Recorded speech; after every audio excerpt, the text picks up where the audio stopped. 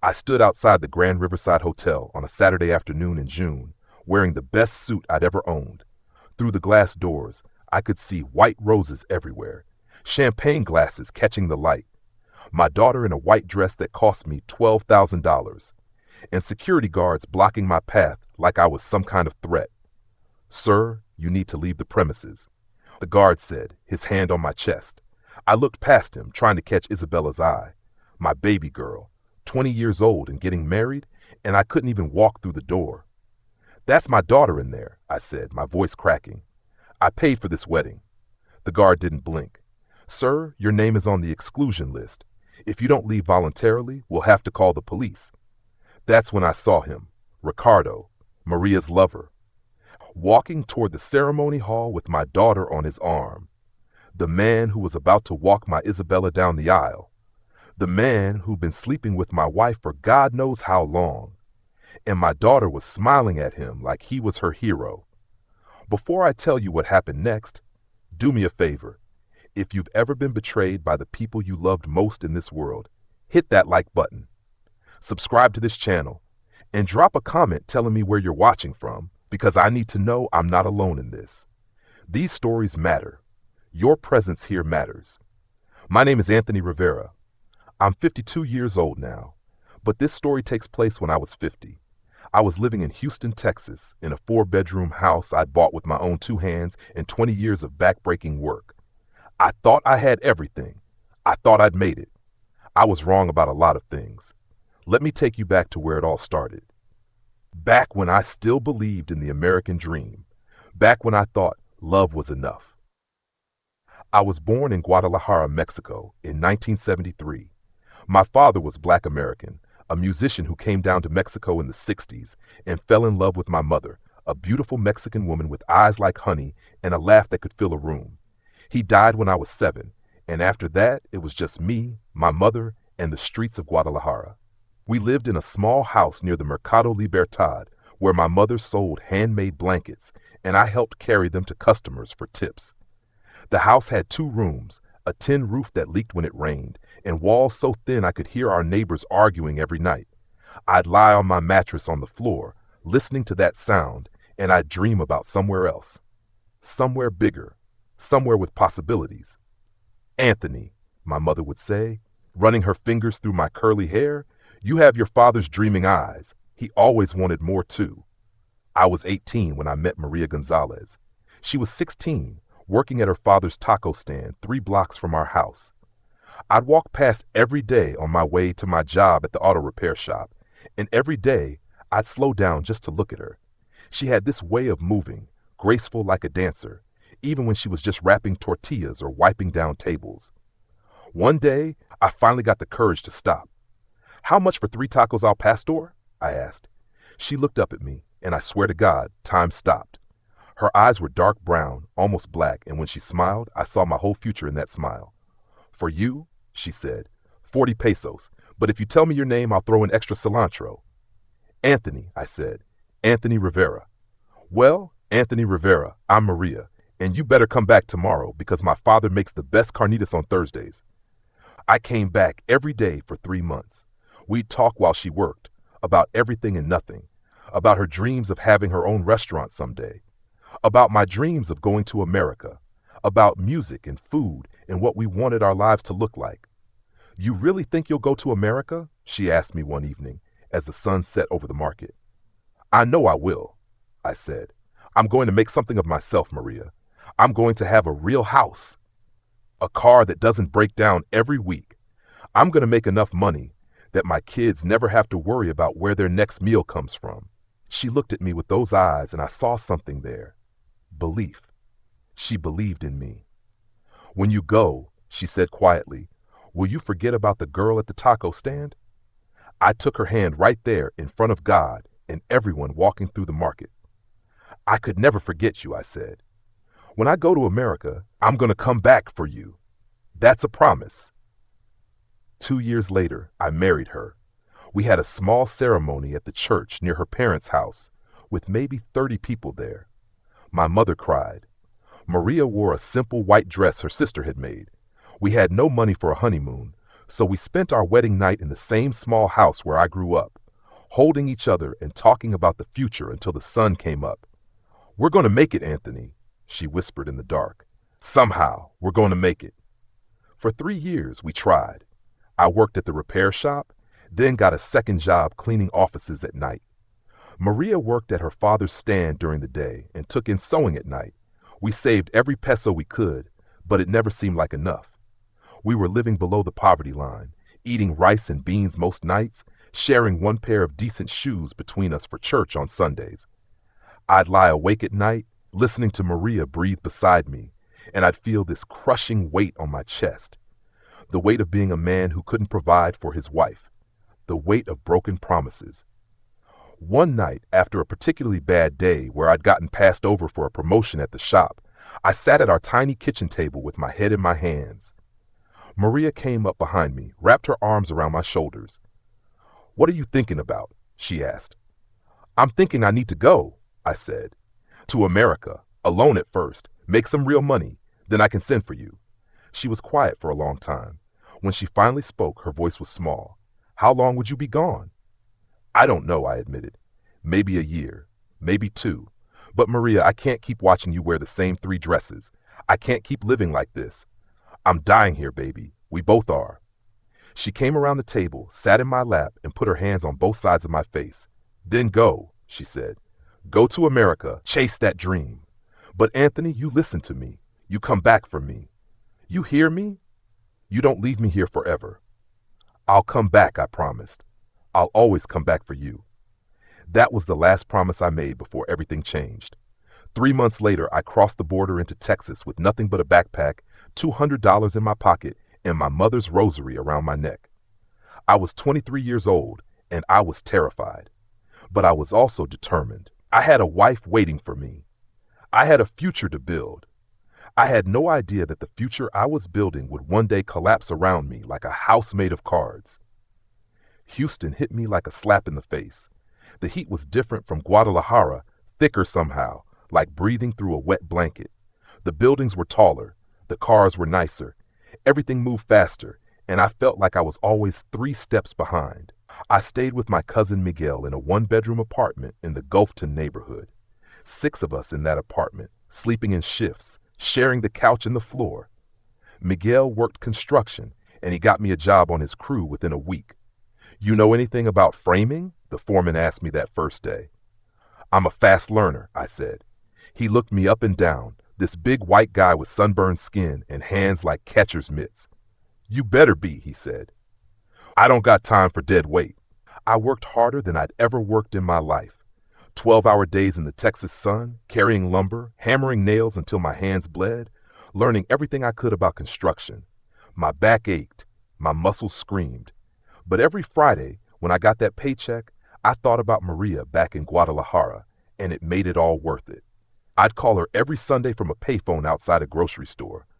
"How are you, mi amor?" she'd ask, and just hearing her voice made my chest tight.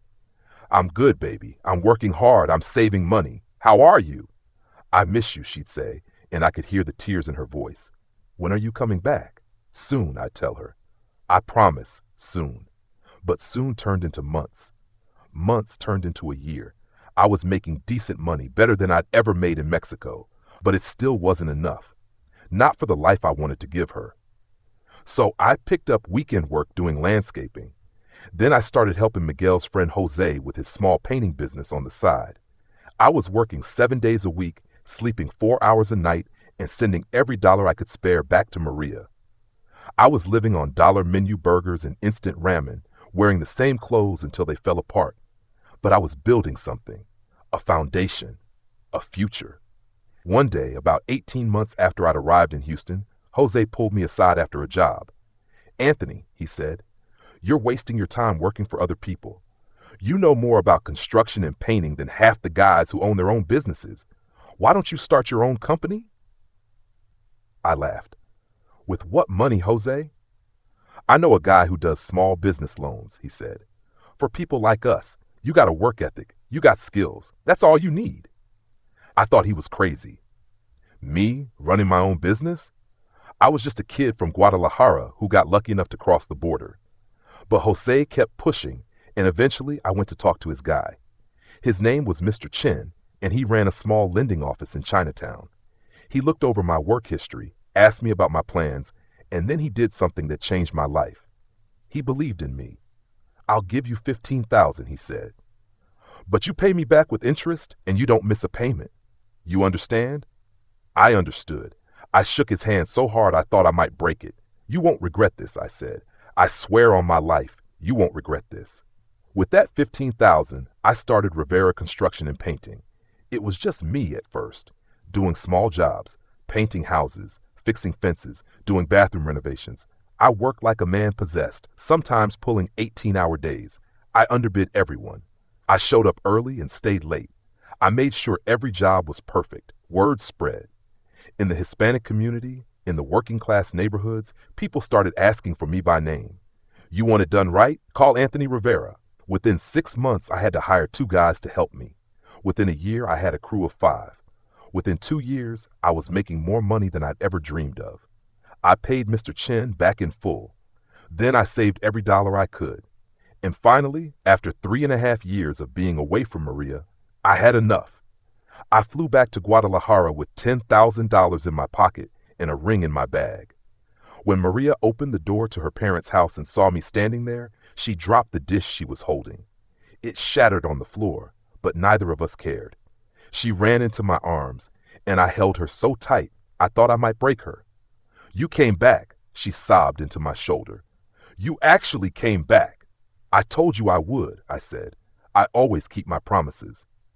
That night, I took her to the nicest restaurant in Guadalajara. Over candlelight and champagne I could finally afford, I told her everything. "I have my own business now," I said. "It's doing well, really well. I have an apartment in Houston. It's small, but it's ours. I want you to come back with me, Maria. I want you to be my wife in America. I want us to finally start our life together." She was crying again, but this time they were happy tears.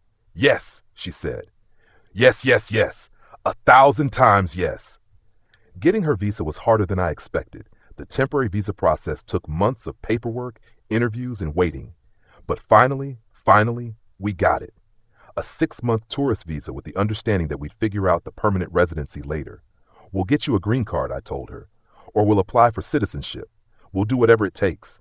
The important thing is, we're together now." She looked at the visa in her hands like it was made of gold. "Together," she repeated. "Finally, together." We flew to Houston on a Tuesday in October. I remember Maria pressing her face against the airplane window, watching Mexico disappear below us. I remember thinking, this is it. This is the beginning of everything I've worked for. My wife, my business, the American dream. I had no idea that I just brought home the person who would eventually destroy me. But that day, as we drove from the airport to our new apartment, as Maria gasped at the highways and the buildings and the sheer size of everything, I was the happiest man alive. "It's so big," she whispered. "Everything is so big.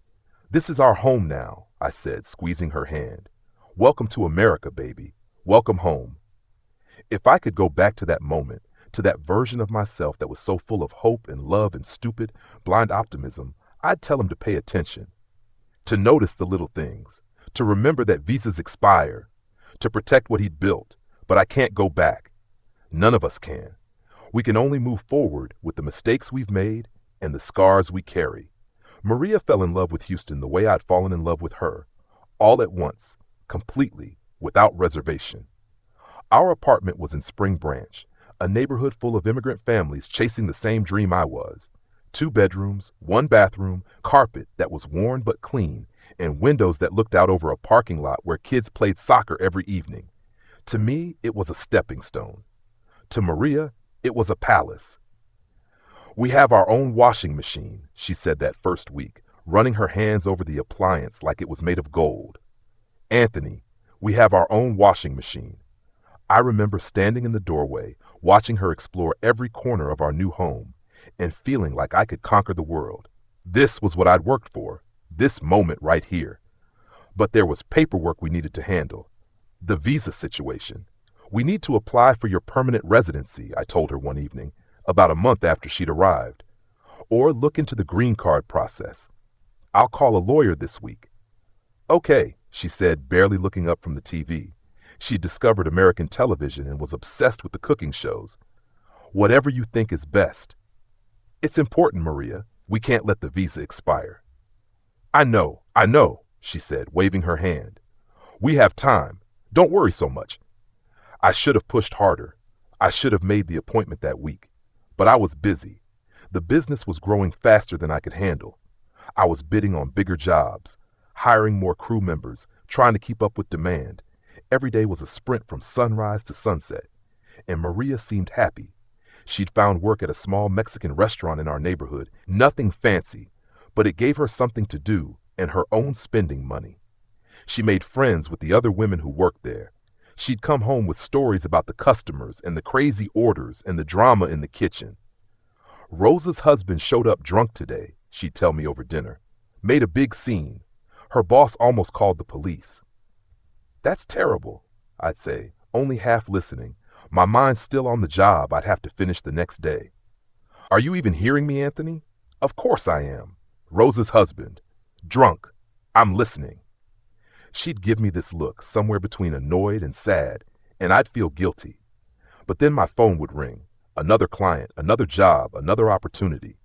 And I'd be right back in work mode.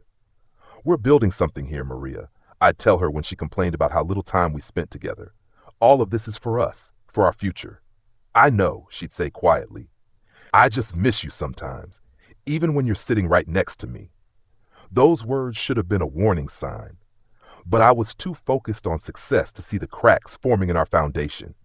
8 months after Maria arrived, we got the news that changed everything. She was pregnant. I came home from a job site covered in drywall dust, and she was sitting on the couch with something in her hands. When I got closer, I saw it was a pregnancy test. 2 pink lines. We're having a baby, she whispered. The world stopped spinning. Everything I'd been worried about, the next job, the bills, the competition, all of it faded away. We were having a baby. I was going to be a father.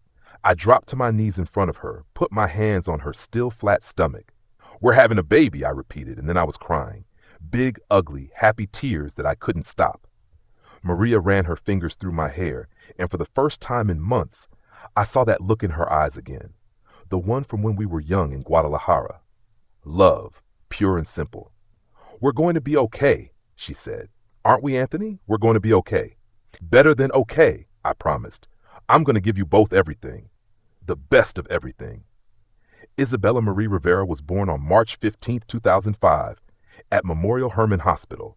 7 pounds, 3 ounces, with a full head of black hair and lungs that could wake the dead.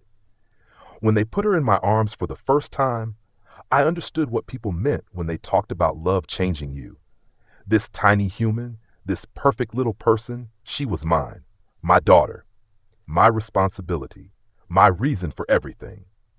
She has your eyes, Maria said from the hospital bed, exhausted but glowing. She has your beauty, I said back.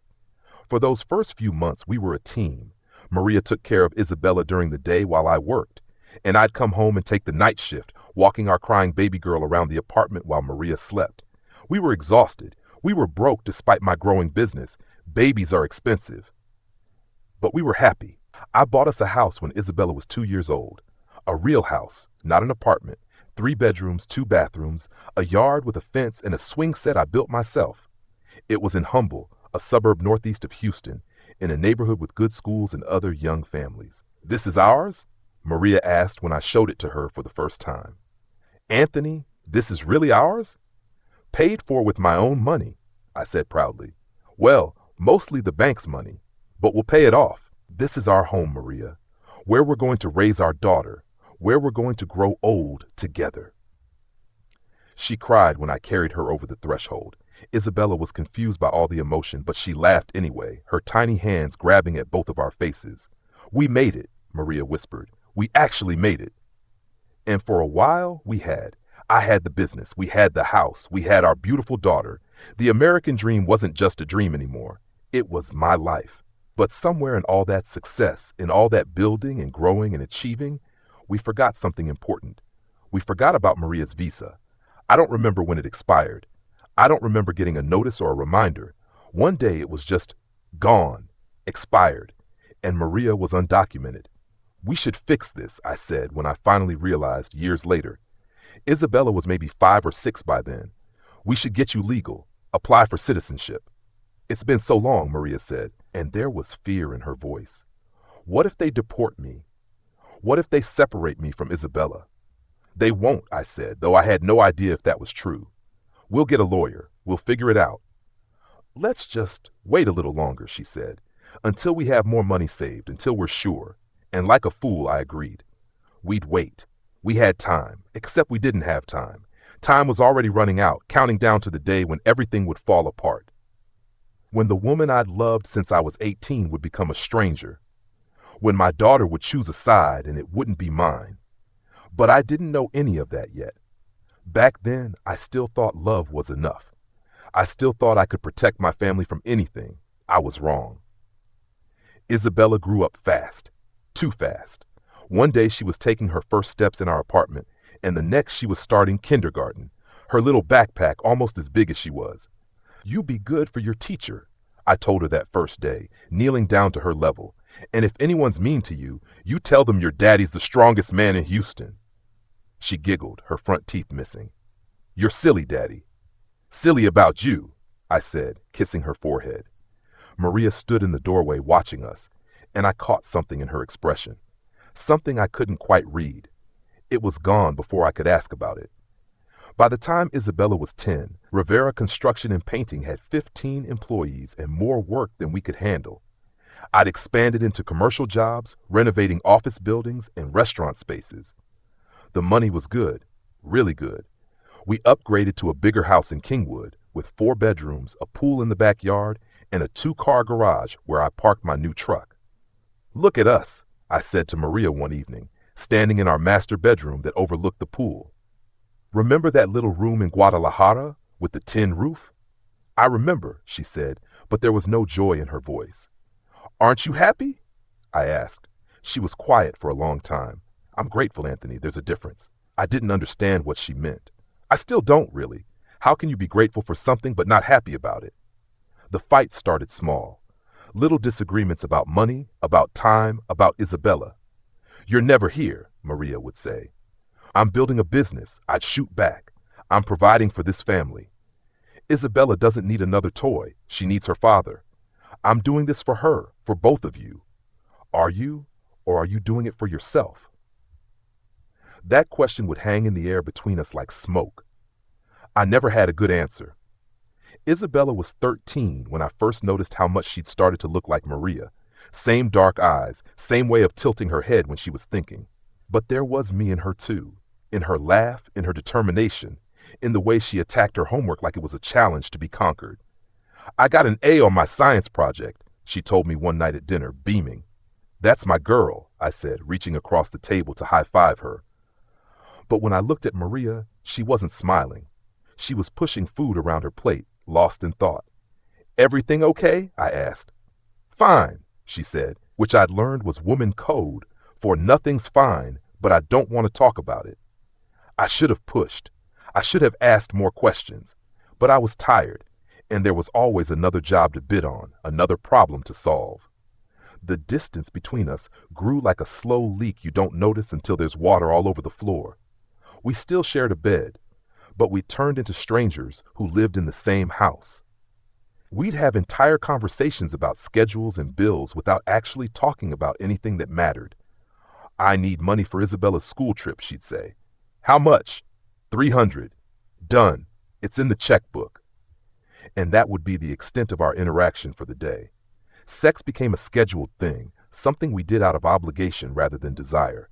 Sunday mornings, if we weren't too tired, quick and mechanical. No intimacy, no connection. Do you even love me anymore? Maria asked me one night, out of nowhere. We were in bed, backs to each other, the gap between us feeling like the Grand Canyon. Of course I love you, I said, because what else could I say? You're my wife, the mother of my child. That's not an answer, Anthony. That's a role I play in your life. I asked if you love me, Maria, the person. I turned over, tried to pull her close, but she was stiff in my arms. I love you, I said. I work this hard because I love you. She pulled away. You work this hard because you're afraid of being poor again, Don't confuse your fear with love. That cut deep. Maybe because it was true. Isabella turned 15, then 16, then 17. She was beautiful, smart, popular at school. She had dreams of going to college, maybe studying business or design. She had her mother's grace and my ambition, and I was so proud of her I could burst. But I noticed things. The way she and Maria would whisper and stop when I entered a room. The way they'd exchange looks I couldn't decipher. The way Isabella started spending more time at her friends' houses than at home. "She's a teenager," Maria said when I mentioned it. "This is what they do." "It feels like more than that," I said. "It feels like she's pulling away from me." "Maybe because you were never really there to begin with," Maria said quietly. The words hit like a punch to the gut. Was that true? Had I been so focused on providing that I'd forgotten to be present? I tried to fix it. I started leaving work early to make it to Isabella's school events, her volleyball games, her awards ceremonies, her parent-teacher conferences. But it felt forced, like I was playing catch-up on 18 years of absence. "Dad, you don't have to come to every single thing," Isabella said one day, and the way she said dad instead of daddy made my chest hurt. "I want to be there," I said. "Okay," she said, in a tone that clearly meant whatever. When did my baby girl stop wanting me around? Maria was different too. She'd started dressing nicer, wearing makeup more often. She'd go out with her friends from the restaurant, girls' nights, she called them, and come home late smelling like perfume and wine. "You go out a lot lately," I said one Saturday morning after she'd rolled in at 2 a.m.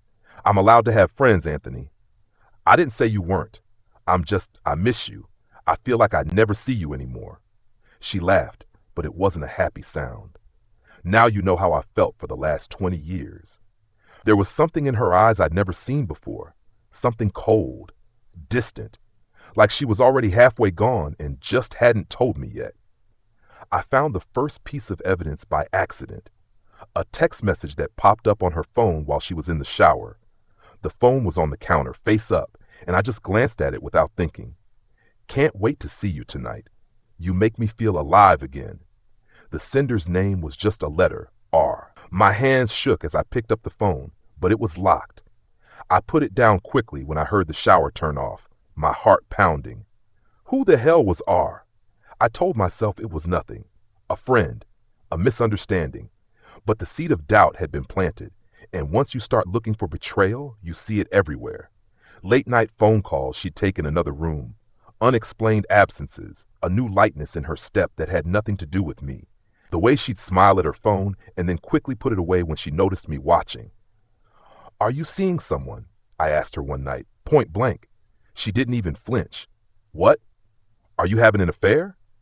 She looked at me like I was crazy. "You're being paranoid, Anthony. I go to work. I come home. I take care of our daughter. When would I have time to have an affair?" "I don't know, Maria. You tell me." "There's nothing to tell," she said coldly. "Now, if you'll excuse me, I have to get Isabella ready for her doctor's appointment." She walked away, leaving me standing there feeling like a fool. Maybe I was paranoid.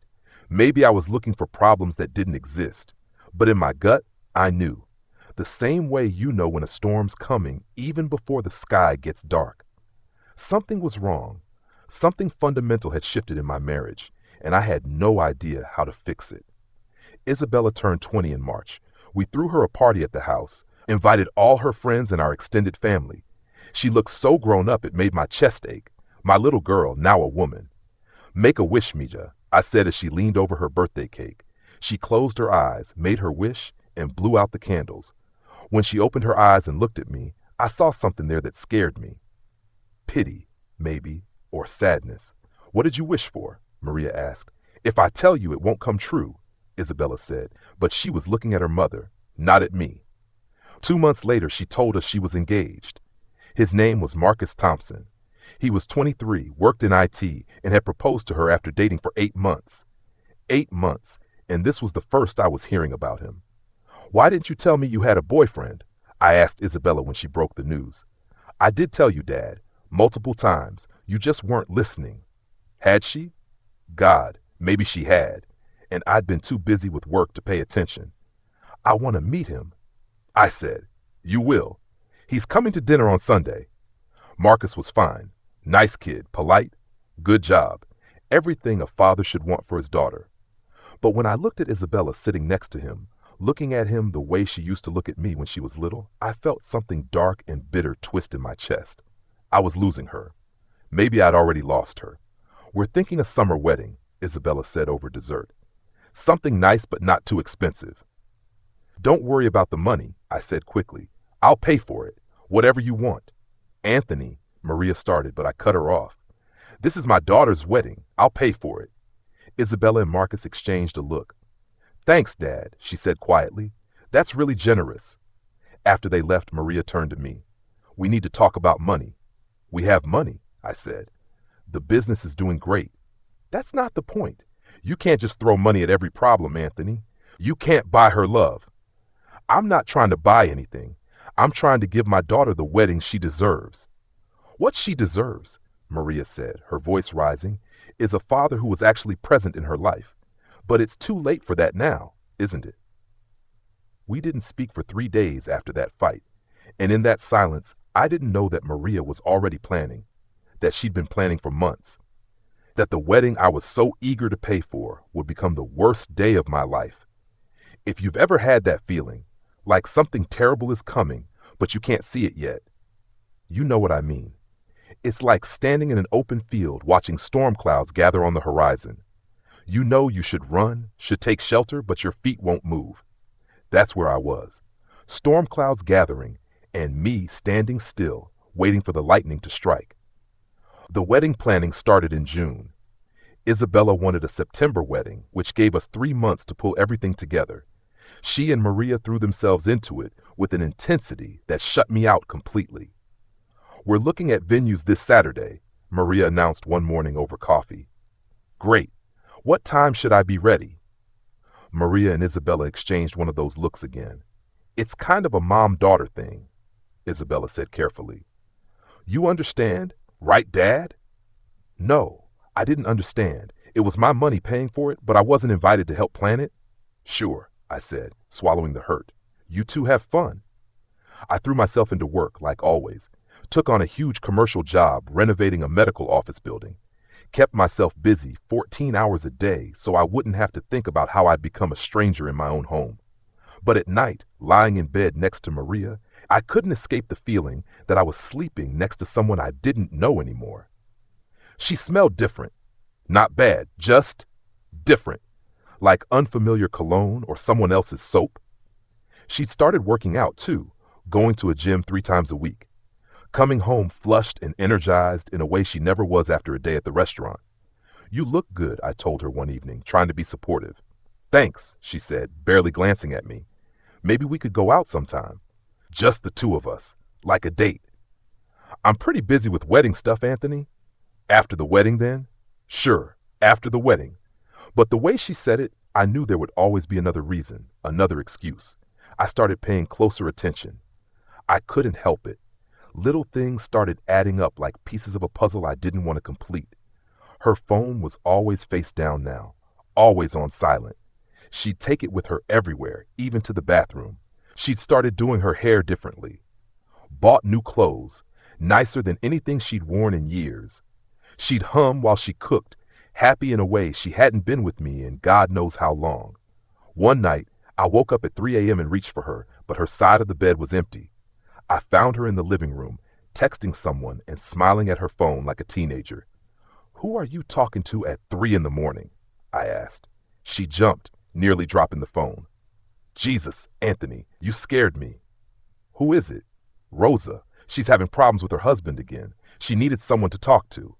At 3 a.m? She works nights now. Different schedule. Maybe it was true. Maybe I was being paranoid, but my gut screamed liar. Come back to bed, I said. In a minute, I want to make sure she's okay. She didn't come back to bed that night. I know because I stayed awake listening for her footsteps. Around 5 a.m., I heard her finally climb the stairs, but she went to Isabella's old room, not ours. At breakfast, she acted like nothing had happened. The wedding preparations continued. Invitations went out. A venue was booked. The Grand Riverside Hotel, one of the nicest in Houston. Caterers were hired. A band was secured. Every week, there was something new to pay for, and I paid it all without question. The dress fitting is on Thursday. Isabella told me one evening. Mom's coming with me. What about me? Dad, you can't see the dress before the wedding. That's bad luck. I don't mean see it. I mean, I could wait outside, take you both to dinner after. Another look between them. God, I was starting to hate those looks. We're actually going with Aunt Carmen and Grandma, Maria said, making it a girl's thing. Right, of course. I was being erased. Slowly but surely, I was being edited out of my own daughter's wedding. But I kept writing checks, kept showing up to the planning meetings I was occasionally allowed to attend, kept playing the role of provider because that's what I knew how to do. One afternoon in late July, I came home early from a job site and heard voices in the kitchen. Maria and Isabella talking in low, urgent tones. I stopped in the hallway, just out of sight. Don't know how much longer I can keep this up, Maria was saying. I feel like I'm living a lie. Just until after the wedding, Mom, please. I don't want any drama ruining my day. And what about your father? He's going to be devastated. He'll get over it. He always does. He'll just bury himself in work like he always does. My hands clenched into fists. What the hell were they talking about? I feel guilty, Maria said. Despite everything, I feel guilty. Don't. You deserve to be happy, Mom. You've sacrificed enough. I stepped into the kitchen, and they both went silent, guilty looks on their faces. Sacrificed what? I asked. Nothing, Isabella said quickly. We were just talking about the sound like nothing. Well, it was, she said, her tone sharp. Not everything is about you, Dad. She left the kitchen, leaving me and Maria standing there in awkward silence. What's going on? I asked. Nothing's going on. We're stressed about the wedding, that's all. Maria, I know when you're lying to me. She turned to face me, and for just a second, I saw something raw in her eyes, something that looked like guilt mixed with defiance. Do you, Anthony? Do you really know me at all? What's that supposed to mean? It means you've been so busy building your empire that you forgot to build a relationship with your wife and daughter. And now you're surprised that we have conversations that don't include you? That's not fair. Isn't it? She crossed her arms. When's the last time you asked me about my day, my dreams? What makes me happy? When's the last time you saw me as anything other than Isabella's mother or the person who keeps your house clean? I work hard for this family. I know, she shouted, and it was so rare for her to raise her voice that I actually stepped back. I know you work hard, Anthony. I've heard that speech 1,000 times, but working hard isn't the same as being present. Money isn't the same as love. I do love you. Do you? She asked, and her voice broke. Or do you just love the idea of me? The loyal wife who waited for you? The mother of your child? Because I don't think you've actually seen me, really seen me in years. I didn't know what to say to that. How do you defend yourself against the truth? She wiped her eyes, straightened her shoulders. I need to go help Isabella with some wedding errands. We'll talk about this later. We didn't talk about it later. We didn't talk about it at all. The confrontation just hung in the air between us, adding to the mountain of unspoken words that had been piling up for years. August came. The wedding was 6 weeks away. I noticed more things. Receipts for restaurants I'd never been to. Charges on our credit card for hotels in Houston. Why would she need a hotel room when we lived here? I had to get a room for out-of-town guests, she said when I asked, for the wedding. But the charges were from months ago, before the wedding was even planned. One Saturday, I followed her. I'm not proud of it, but I did it. She said she was going to the gym, but I watched her drive past the gym and keep going. I followed her to a neighborhood I didn't recognize, watched her park outside a small house with a red door. A man came out, mid-40s maybe, Hispanic, well-dressed. He kissed her right there on the doorstep, and she kissed him back like I hadn't seen her kiss anyone in years. My world tilted. Everything I'd suspected, everything I'd feared, it was all true. My wife was having an affair. I sat in my truck across the street, hands gripping the steering wheel so hard my knuckles turned white. Part of me wanted to storm over there, to confront them both, but I couldn't move. I just sat there, watching through tears as the woman I'd loved for over 30 years disappeared into another man's house. I drove home in a daze, sat in my garage for 2 hours, just staring at the wall.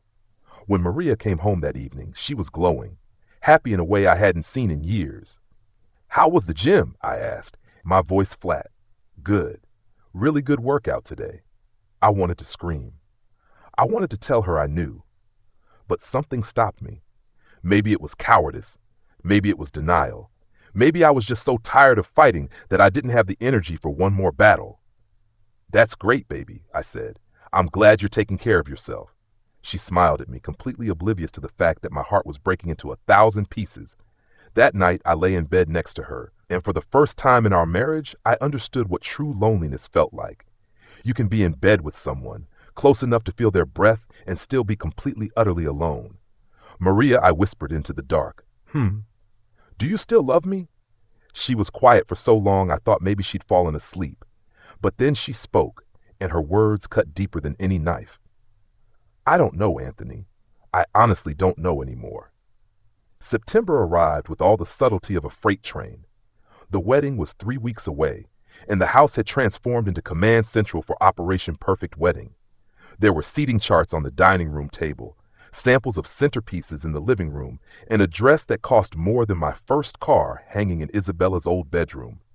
I'd become a ghost in my own home. Just a wallet that opened on command and a signature on checks. Dad, we need another $2,000 for the photographer, Isabella said one morning, barely looking up from her phone. Done. And the band wants a deposit for, I'll write the check. She finally looked at me, and I saw it again. That pity. Thanks, Dad. You're really making this special. But I won't be walking you down the aisle, I thought. Will I? The thought had been growing in my mind like a cancer. All these little exclusions, all these secret conversations between Isabella and Maria, the way they'd both become strangers to me. And then there was Ricardo. I'd found out his name by doing some digging. Ricardo Mendez, 48 years old, owned a successful car dealership in Northwest Houston, divorced, no kids. Everything I'd learned made him sound like a decent guy, which somehow made it worse.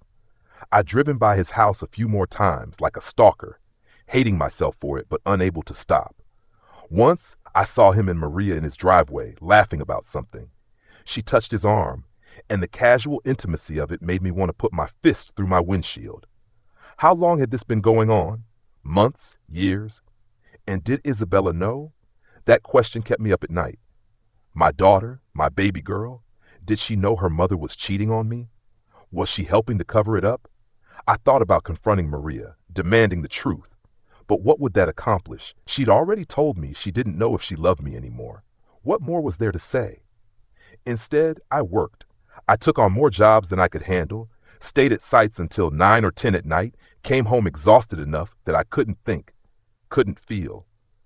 You're working too much again, Maria said one evening, her voice devoid of any real concern. Bills don't pay themselves. The wedding bills are almost done. You can ease up a little. Can I? I looked at her directly for the first time in days. Can I ease up, Maria? Or is there something else you need from me? Something else you want me to pay for? She flinched. Good. Let her feel uncomfortable for once. I don't know what that means, she said. Don't you? We stared at each other across the kitchen island, years of resentment and unspoken truths hanging between us. Say what you want to say, Anthony. Part of me wanted to throw everything I knew in her face, but another part, the coward part, stayed silent. Nothing, I said finally. I've got nothing to say. That's always been your problem, she said quietly. You never have anything to say until it's too late. She left me standing there, and I heard her car start a few minutes later, off to run errands or meet a friend or whatever lie she was using these days. I called my cousin Miguel. I need a drink, I told him. It's Tuesday. I don't care what day it is. I need a drink and someone to talk to who isn't going to lie to me. We met at a bar in Montrose, a dive place where nobody knew us. Over whiskey and beer, I told him everything. The affair, the distance, the feeling that I was losing everything I'd built. Why don't you just leave her? Miguel asked. And give up? Let him win? Who's winning, Primo? You're miserable. She's miserable. At least if you leave, you stop pretending. I can't leave. Isabella's wedding is in 3 weeks. Miguel shook his head. You're going to let them use you for the money, and then what? You think Maria's going to stay after the wedding? You think she's not already planning her exit? His words hit home because somewhere deep down I'd been thinking the same thing. What about Isabella? I asked. She's my daughter. If I leave Maria, do I lose her too? You already lost her, man. When's the last time she called you just to talk? When's the last time she chose to spend time with you instead of with her friends or her mom? I couldn't remember. That was the worst part. I couldn't remember the last time my daughter had wanted me around. I don't know what to do, I admitted, and saying it out loud felt like defeat. Do what's best for you, Anthony. You've spent your whole life putting everyone else first. When do you get to matter? When do I get to matter? The question haunted me all the way home. The house was dark when I got back. Maria's car wasn't in the driveway. It was almost midnight. I found a note on the kitchen counter. Staying at Carmen's tonight. Wedding emergency. See you tomorrow. Sure. Wedding emergency at Ricardo's house, more like. I went upstairs, stood in the doorway of Isabella's room where her wedding dress hung like a ghost. $12,000 for a dress she'd wear for one day, to a wedding I'd paid for but apparently wasn't fully welcome at. My phone rang, an unknown number. Hello? Is this Anthony Rivera? A man's voice, unfamiliar. Who's asking? My name is Ricardo Mendez. I think we need to talk. My blood went cold. The man who was sleeping with my wife was calling me? Talk about what? About Maria, about the situation. I think we both deserve honesty. The audacity, the sheer fucking audacity of this man. You want honesty? I said, my voice low and dangerous. Here's some honesty. That's my wife you're fucking, the mother of my child, and when I find out where you live. I'm calling because Maria told me everything, he interrupted. About the visa, about Isabella, about the wedding. I didn't know she was still married when we started seeing each other. She told me you two were separated. I laughed, bitter and harsh. Separated? We live in the same house. I know that now. Look, I'm not trying to cause problems, but you should know that Maria's planning to leave after the wedding. She's already filed the divorce papers. She's just waiting until after Isabella's wedding to serve you. The room spun.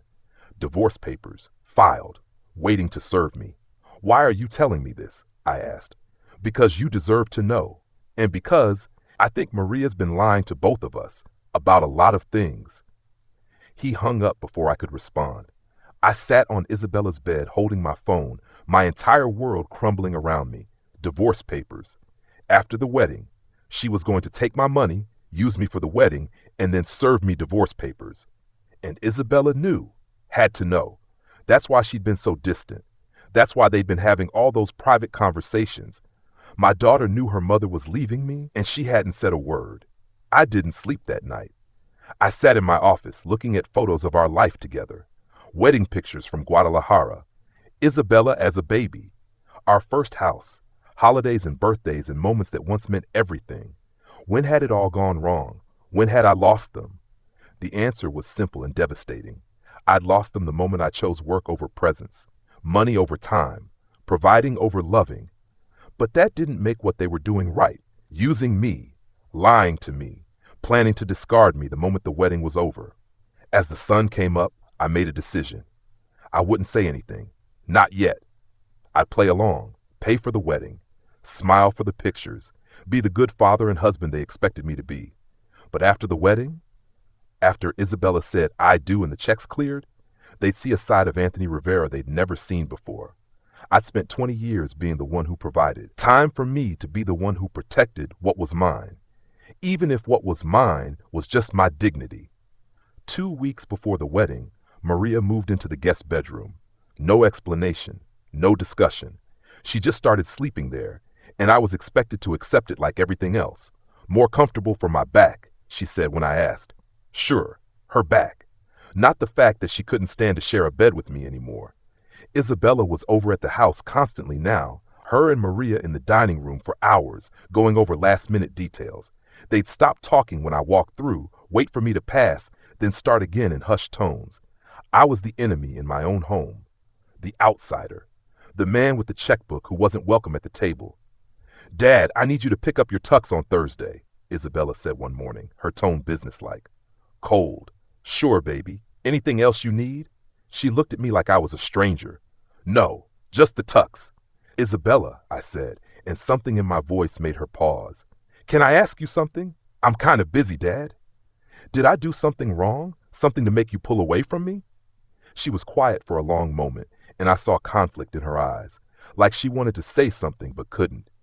You did your best, she finally said, which was not an answer at all. That's not what I asked. I really need to go, Dad. Marcus is waiting for me. She left, and I stood in the kitchen feeling like I'd been gutted. You did your best. Past tense. Like I was already a memory. Already gone. The week before the wedding was a blur. Final payments to vendors. Picking up my tuxedo that cost $800. Watching my house transform into a staging ground for an event I was funding but not truly part of. Maria was home even less now. Last-minute wedding stuff, she'd say, grabbing her purse and heading out the door. Sometimes she didn't come home until the next morning. I stopped asking where she'd been. What was the point? 3 days before the wedding, the out-of-town guests started arriving. Maria's family from Mexico, some of my extended family, Marcus's relatives. The house was full of people, full of noise and laughter and celebration, and I felt completely alone in the middle of it all. Anthony! Maria's sister Carmen grabbed me in a hug. Look at you. Still so handsome. Thanks, Carmen. How was the trip? Long but good. We're so excited for Isabella, and you must be so proud. Your baby girl getting married. Yeah, I managed. So proud. If only she knew. If only any of them knew that in a few days, Maria would probably serve me divorce papers, that I'd paid $40,000 for a wedding where I might not even be welcome to walk my own daughter down the aisle. That night, there was a family dinner at the house. 20 people crowded around our table and spilling into the living room. Maria cooked, her specialty dishes from Mexico, and everyone praised her like she was some kind of saint. To Maria, someone toasted, for raising such a beautiful daughter and keeping this family together. I nearly choked on my wine. Keeping the family together? She was ripping it apart. I caught her eye across the table, and for just a second, I saw guilt there, real, genuine guilt. Then she looked away, laughing at something Carmen said, and the moment was gone. After dinner, when everyone had spread out through the house, I found myself alone on the back patio. The pool lights were on, casting blue shadows on the water. Anthony? I turned to find Maria standing in the doorway. Can we talk? She asked. Now you want to talk? She stepped outside, closed the door behind her. We hadn't been alone together in weeks. I know you're angry, she started. Angry? I laughed without humor. Maria, I'm way past angry. I never meant for things to get this complicated. Then why did you let them? Why didn't you just leave if you were so unhappy? Because of Isabella, because I didn't want to ruin her wedding. So you're using me, using my money to fund a wedding, and then what? You leave? She didn't deny it. That's how I knew Ricardo had been telling the truth. I deserve to be happy, Anthony. And I don't. That's not what I said. Then what are you saying, Maria? Use your words. Tell me the truth for once in your life. She took a deep breath, and when she spoke, her voice was steady. I fell out of love with you years ago. Maybe 10 years ago. Maybe more. I stayed because we had a daughter, because we had a life. But I can't do it anymore. I can't pretend. The words landed like bullets, each one finding its mark. So you cheated on me. Yes. At least she was being honest now. How long? Does it matter? It matters to me. 2 years, she said quietly. I've been seeing Ricardo for 2 years. 2 years. While I was working to provide for our family, while I was paying for our house, our cars, our life, she'd been with him. Does Isabella know? Yes. Another bullet, another wound. And she helped you hide it from me. She understands what it's like to love someone, Anthony. She understands choosing happiness.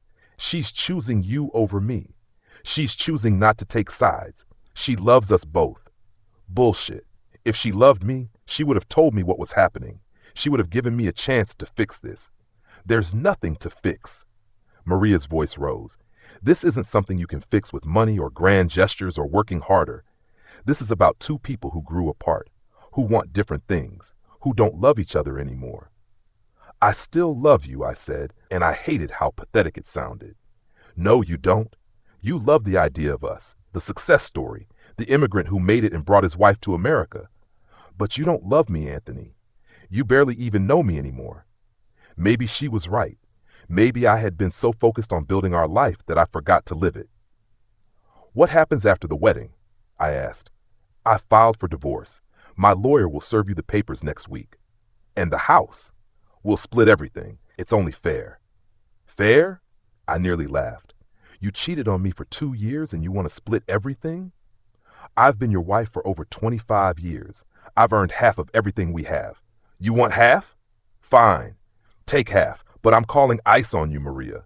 The second those papers are served, I'm making a phone call. Her face went pale. You wouldn't. Try me. You want to destroy our marriage? I'll have you deported. Let's see how Ricardo likes visiting you in Guadalajara. That's cruel, Anthony. Even for you. You think I care about cruel right now? You've been lying to me for 2 years. You turned my daughter against me. You've used me for money and security while fucking someone else. Don't talk to me about cruel. We stared at each other, two people who once loved each other now looking like enemies. I'm sorry, she said finally. I'm sorry it came to this. No, you're not. You're only sorry you got caught. She turned and walked back into the house, leaving me standing there in the dark. I stayed outside for hours, nursing a bottle of whiskey and watching the pool lights flicker. Somewhere inside, my family was laughing and celebrating. Tomorrow, there would be a rehearsal dinner. The day after, a wedding. And then my life as I knew it would be over. I thought about not showing up, just leaving, disappearing. Let them have their perfect wedding without me. But that's not who I am. I'm Anthony Rivera, the man who keeps his promises, the man who provides, the man who shows up even when it kills him. So I'd show up to this wedding. I'd smile for the photos, I'd write the final checks, and then I'd burn it all down.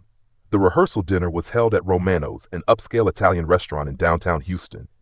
I'd reserved their private room, cost me $3,000, but Isabella wanted it, so I paid it. 40 people, Marcus's family, our family, close friends, everyone dressed nice, drinking wine, celebrating the happy couple. I sat at the head table next to Maria, both of us playing our parts like Academy Award winners. We smiled. We made small talk. To anyone watching, we were the proud parents, partners in this journey. If only they knew the truth.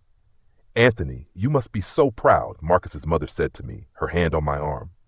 Isabella is such a beautiful bride. And this wedding, you've really outdone yourself. Thank you, Mrs. Thompson. Only the best for my daughter. She's lucky to have a father like you.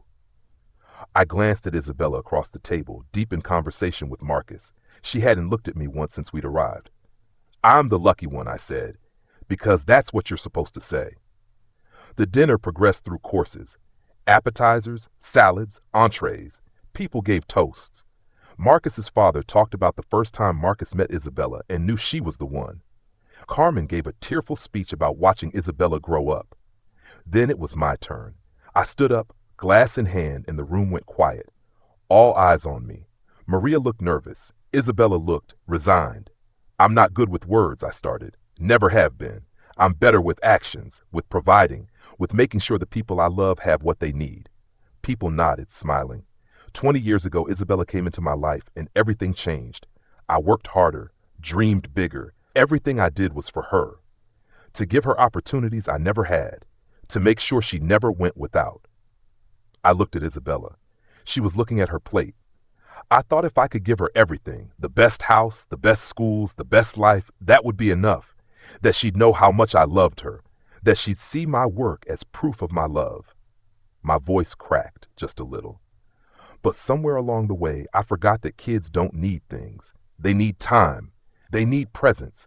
And I can't get those years back. I can't undo the times I missed, the moments I was too busy for. Maria's eyes were wet now. So were Carmen's. But Isabella still wasn't looking at me. So tomorrow, when you walk down that aisle, I stopped, swallowed hard. Tomorrow, you're going to be beautiful and happy and starting your own life. And I really hope, that you and Marcus do better than I did. That you remember that love isn't about what you can buy or provide. It's about showing up, being present, choosing each other every single day. I raised my glass to Marcus and Isabella. May you build something better than what came before. Everyone drank. Everyone clapped. Some people were crying. I sat down and Maria leaned over. That was beautiful, Anthony, she whispered. Don't, I said. Don't act like you care. After dinner, people mingled. I found myself outside on the restaurant's patio, needing air. Isabella found me there. Dad? I turned. She looked so much like her mother it hurt. Hey, baby girl. That speech was really nice. I meant every word. She nodded, looking out at the city lights. I know you did. Isabella, can I ask you something? Sure. Am I walking you down the aisle tomorrow? She was quiet. Too quiet. Mom and I have been talking, she said finally. I figured. And we thought maybe it would be nice if Ricardo walked me down, since he's been such a big part of Mom's life lately. There it was, the confirmation of everything I'd feared. Ricardo, I repeated, the man your mother's been having an affair with. It's not like that. Then what's it like, Isabella? Explain it to me. Explain how my daughter thinks it's appropriate for her mother's boyfriend to walk her down the aisle at a wedding I paid for. You made everything about money again, she said, her voice rising. This is exactly why, Mom. She stopped, but I knew what she was going to say. This is exactly why Mom what? Left me? Cheated on me? Turned you against me? Nobody turned me against you. You did that yourself by never being there. I was working to give you this life, to pay for this wedding. I didn't ask for any of this, she shouted, and people inside were starting to look. I didn't ask for the big house or the fancy car or this expensive wedding. I asked for a father, and you gave me a checkbook. The words hung in the air between us. So that's it? I asked quietly. 20 years, and that's all I am to you? A checkbook? Tears ran down her face. You were never there, Dad. Not really. Even when you were home, you were thinking about work, about the next job, the next deal. I learned to stop expecting you to show up because you never did. Not for the things that mattered. I'm here now. Are you? Or are you just here because you paid for it? That cut deeper than anything Maria had said. I love you, Isabella. Everything I did because I love you. I know you think that's true, she said, but love isn't about what you give someone. It's about how you make them feel. And you made me feel like an obligation, like another item on your to-do list. That's not fair. Maybe not, but it's true. She turned to go back inside, then stopped. Ricardo's walking me down the aisle tomorrow. I'm sorry if that hurts you, but he's been there for Mom when she needed someone. When you were too busy to notice she was drowning. I wasn't too busy. Yes, you were. You were always too busy, and now you have to live with that. She went inside, leaving me alone on the patio. I pulled out my phone, stared at it for a long time. Then I called a number I'd saved but never thought I'd use. Immigration and Customs Enforcement. How can I help you? I need to report someone, I said. An undocumented immigrant. My wife. I got to the Grand Riverside Hotel at 2 in the afternoon. The ceremony was set for 4. I'd barely slept the night before, running through scenarios in my head. Conversations I should have had. Moments I should have been present for. But it was too late for should-haves. I was wearing my $800 tux, carrying a boutonniere that Maria had left for me at the front desk, not even willing to see me to pin it on. The hotel was beautiful, white roses everywhere, just like I'd seen through the glass doors in my nightmares. Gold accents, string lights. My money turned into someone else's dream. I tried to go inside to find a place to sit before the ceremony started. That's when the security guard stopped me. Sorry, sir. Can I see your invitation? I don't have an invitation. I'm the father of the bride. He checked his clipboard, frowned. Your name? Anthony Rivera. He checked again, and I saw it, the moment his expression changed. Sir, I'm going to have to ask you to leave the premises. Excuse me? Your name is on our exclusion list. You're not permitted inside the venue. The world tilted. That's my daughter in there. Last I paid for this wedding. I understand, sir, but I have my orders. If you don't leave voluntarily, I'll have to call the police. I stood there frozen. This couldn't be happening. This couldn't be real. Let me call my daughter. This is obviously a mistake. I dialed Isabella's number. It rang once, then went to voicemail. I tried again. Same thing. I tried Maria. Same thing. Through the glass doors, I saw them. Maria in a beautiful navy dress. Isabella in her $12,000 wedding gown. And Ricardo, that son of a bitch Ricardo, in a tuxedo that probably cost more than mine, talking to Isabella like he had a right to be there. Like he was the father. Sir, you need to leave now, the guard said, his hand on my chest. I tried to push past him, but another guard appeared. 2 of them now, blocking my path.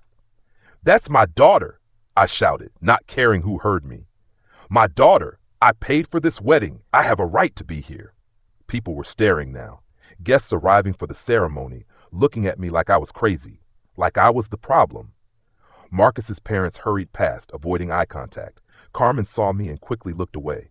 Dad, stop! I turned to see Isabella rushing toward me, but not to help, to make me leave. Please, just go, she said, her voice low and urgent. You're making a scene. I'm making a scene? Isabella, they won't let me into your wedding, the wedding I paid for. I know, and I'm sorry, but we talked about this. We most certainly did not talk about you banning me from your wedding. Not banning you, just... Ricardo is walking me down the aisle, and we thought it would be less awkward if you weren't here. Less awkward for who? For her? For Maria? For the man who'd been fucking my wife? You're really going to do this? I asked, my voice breaking. You're really going to choose him over me? Her eyes filled with tears. I'm not choosing anyone over anyone. I'm choosing what's best for my wedding day, and you being here, causing drama.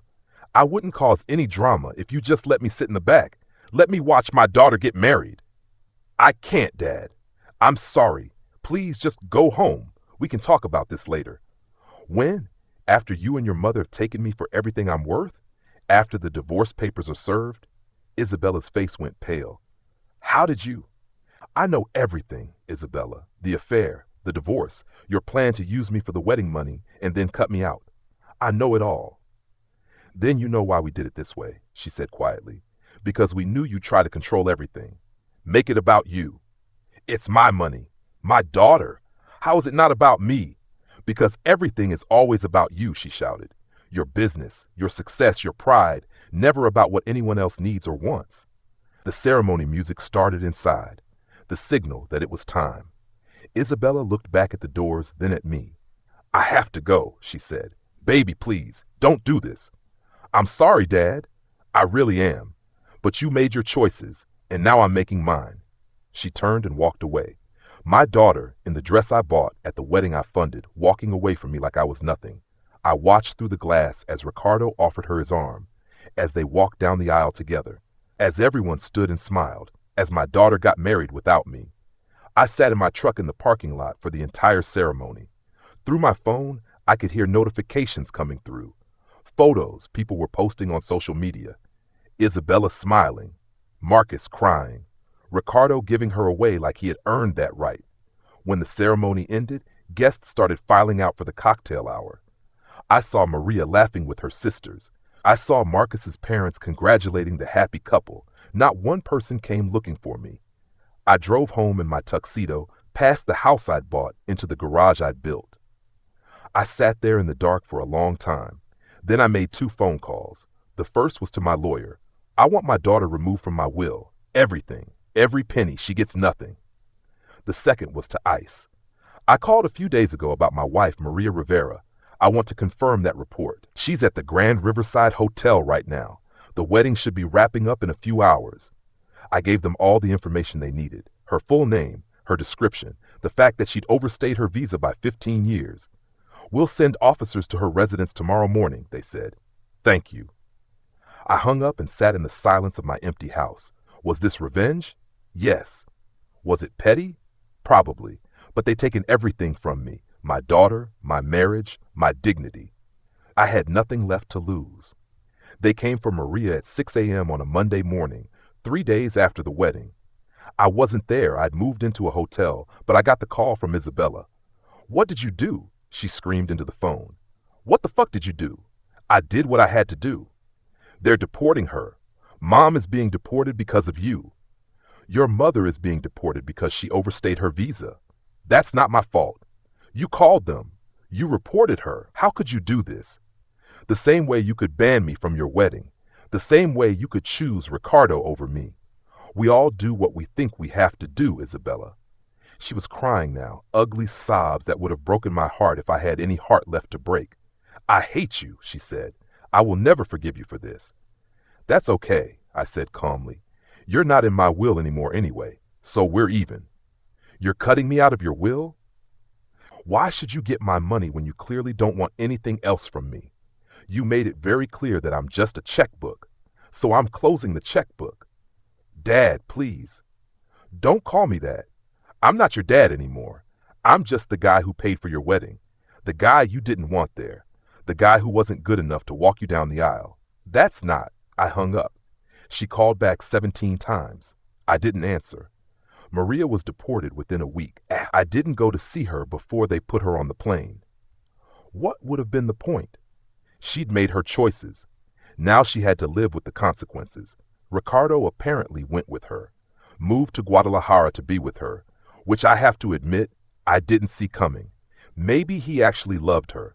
Maybe they deserved each other. I filed for divorce. It was easy when your spouse is in another country. I kept the house, the business, everything. She got nothing. Isabella tried to reach out a few more times over the next few months. Emails, text messages, voicemails saying she was sorry, that we should talk, that she wanted to fix things. I ignored them all. I threw myself into work, like always, took on the biggest jobs I'd ever bid on, expanded the business to San Antonio and Dallas, made more money than ever before. And I was completely alone. Some nights I'd sit in my big empty house, the house I bought to make my family proud, and I'd wonder if I'd done the right thing, if my revenge had been worth it. Had I won, or had I just lost everything in a different way? A year after the wedding, I got a letter from Isabella, a real letter, handwritten, sent through the mail. Dad, I don't know if you'll read this. I don't know if you even care anymore. But I need to say some things. You were right about some stuff. We used you. We hurt you. We made you feel like nothing more than a wallet. And that was wrong. I'm sorry for my part in that. But you were wrong about other stuff too. Wrong to think that money could replace time. Wrong to call ice on Mom out of spite. Wrong to cut me out of your life completely. Marcus and I had a baby, a girl. We named her Sophia. She's beautiful and she has your eyes. I wish you could meet her. I wish we could fix this. But I understand if we can't. I forgive you for what you did. I hope someday you can forgive me too. Love, Isabella. I read that letter 20 times. I have a granddaughter, a little girl with my eyes who will never know me. I thought about calling, about reaching out, about trying to build a bridge across the chasm I'd created. But every time I picked up the phone, I remembered standing outside that hotel, being denied entry to my own daughter's wedding, watching Ricardo walk her down the aisle. Some wounds are too deep to heal. It's been 3 years now since the wedding. I'm 55 years old. I have more money than I know what to do with. I have a successful business. I have a nice house and nice cars and everything I thought I wanted when I was that young man in Guadalajara dreaming of America. But I eat dinner alone every night. I spend holidays alone. I am utterly, completely alone. Was I right to do what I did? I don't know anymore. Some days I think I was justified. They betrayed me, so I fought back. Other days I think I was a fool, that I destroyed my family out of pride and hurt. The truth is probably somewhere in the middle. I worked hard my whole life to achieve the American dream, and I got it. I have everything I ever wanted, except for the only things that actually mattered. If I could go back, would I do things differently? Would I work less, be present more, actually get to know my wife and daughter instead of just providing for them? Maybe, probably, yes, but I can't go back. None of us can. So I sit in my big empty house and I tell myself I won, that I showed them, that I got my revenge. But late at night when it's quiet and there's no one to lie to, I know the truth. I didn't win anything. I lost everything. And that's a lesson I learned too late. You can have all the money in the world and still be the poorest man alive. If you've ever made a choice you couldn't take back, if you've ever let pride destroy something beautiful, if you've ever won a battle but lost the war, then you understand what I'm talking about. My name is Anthony Rivera. I achieved the American dream, and it destroyed me. Thanks for watching. If this story touched you, hit that subscribe button. Drop a comment below telling me where you're watching from and what you took away from Anthony's story. We all make mistakes. We all have regrets. But maybe by sharing them, we can help each other do better.